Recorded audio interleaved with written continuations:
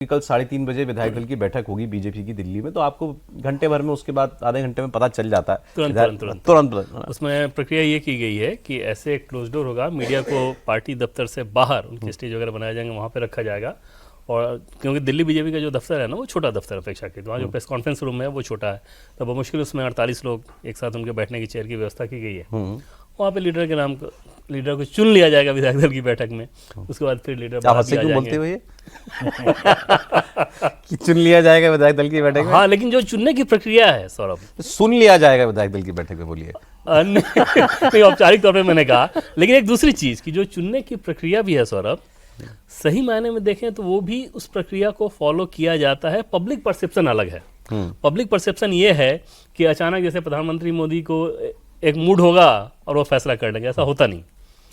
उनका अपना काम करने का जो तरीका है उसमें ये, जैसे इस केस में मैं आपको बताऊं कि जितने स्टेक होल्डर्स हैं, जैसे राष्ट्रीय अध्यक्ष, संगठन महामंत्री, प्रदेश अध्यक्ष, संगठन महामंत्री, गृह मंत्री अमित शाह, इस तरह के जो 5, 6, 7 बड़े लोग हैं, या दिल्ली बीजेपी प्रभारी जिनको पांडा जी, इन सब लोगों से वो एक बार पूछ जरूर लेते हैं कि क्या है, क्या सोच रही है पार्टी, क्या है ग्राउंड पे फीडबैक, क्या है, क्या धारणा है।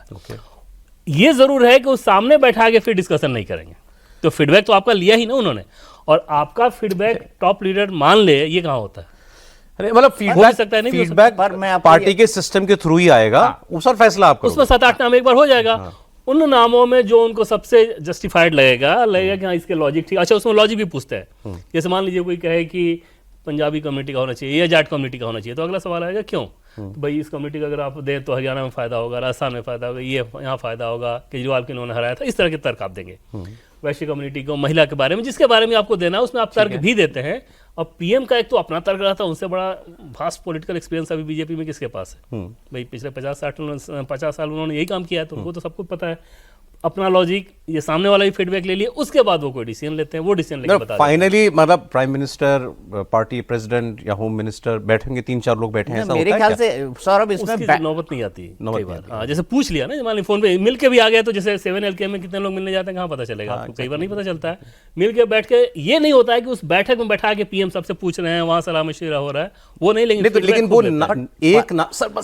एक नाम जो है फाइनल, वो टॉप से ही, पीएम से ही आता है 100%। या वो कई बार कह देते हैं अच्छा इनमें से देख लीजिए आप कोई? नहीं, वहाँ नाम, एक उदाहरण देके आपको बताऊं कि वो एक तो पहली बात कि उनका नाम सिर्फ उन्हीं के लेवल से आएगा। ओके, ठीक।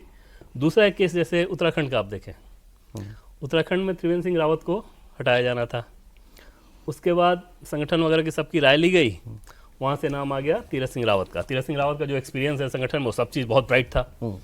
ये अलग बात है कि वो डिजास्टर साबित हुए, फिर वो फ्लाइट में बैठे, मुख्यमंत्री फ्लाइट में बैठे, उनको एक महिला के जूते दिख गए तो वो बड़ा डिजास्टर साबित हुए।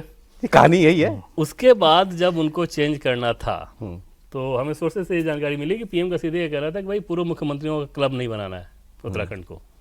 इस बार ऐसा नाम आप लोग चुनिए जिसको लंबे समय तक रखना हो, और उसमें कोई ज़रूरी नहीं है कि आपका प्रोफाइल कैसा है, पहले आपने क्या किया है, किन चीज़ों किया, इसमें कोई ज़रूरत नहीं है।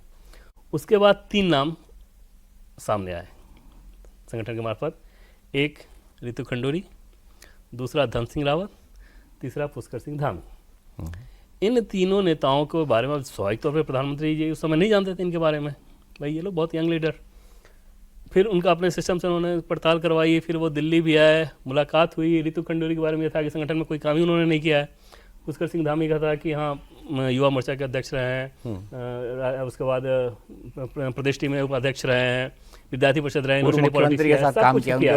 हाँ। तो इन सारी चीज़ों को लेके उनको लगा कि हाँ ये प्रोफाइल है, बोलने में अच्छे हैं, अच्छी छवि है, तुरंत उनका उसके बाद उनका ये डिसीजन था कि हाँ पुष्कर सिंह धामी को बनाया जाए। तो ऐसा नहीं है कि वो सिर्फ अपने हिसाब से कर लेते हैं, संगठन का फीडबैक तो लेते ही लेते हैं। दिल्ली में भी ले लिया गया है। आपकी लिस्ट कुछ छोटी हुई कि नहीं हुई सर? आप पहले आपकी सर खबर कोई? नहीं, मैं सिर्फ एक बात देवेंद्र के अंदर जोड़ना चाहता था कि सबसे पहले तो मैं आपको ये बता दूं कि भारतीय जनता पार्टी में पिछले कई सालों से दावेदारी करने की चलन जो है वो खत्म हो चुकी है। आज मैं कई नेताओं से मिला भी जो इसके दावेदार हैं, कुछ से फ़ोन पे बात हुई, 2 नेताओं से मैं मिला, कुछ से फ़ोन पे बात हुई, तो मैंने बोला किसी से मिले, बोले भाई बस इस बात के लिए मिला था कि मुझे जाके आशीर्वाद लेना है और ये कहना है कि साहब मैं जीत गया।